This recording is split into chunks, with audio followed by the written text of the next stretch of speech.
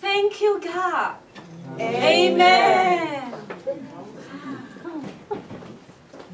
I'm glad you come. Hope you like it.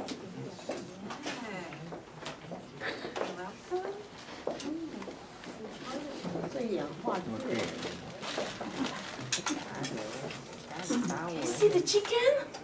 Wow. Smells good, right? Let's put it. Oh, yeah.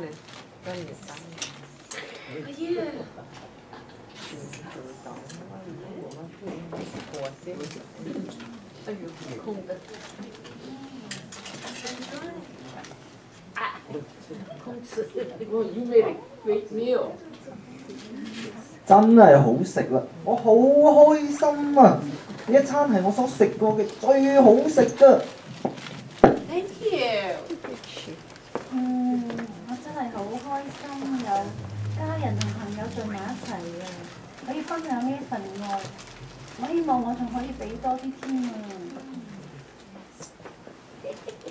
I'm so thankful to see both of you again.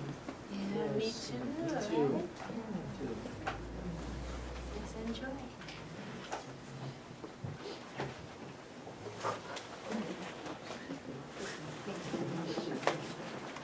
喺聖經裏面，箴言書17章第1節裏面咁樣話：設筵滿屋，大家相爭，不如有塊乾餅，大家相安。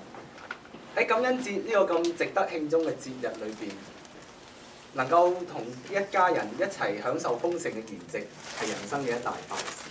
不過喺我哋食豐盛嘅筵席嘅同時，讓我哋一齊思想一下第一個感恩節嘅意義。佢唔單止係集中喺美食上面，而且係一個喜樂同埋感謝我哋嘅神喺一年裏面嘅祝福、保守同埋帶領嘅節日。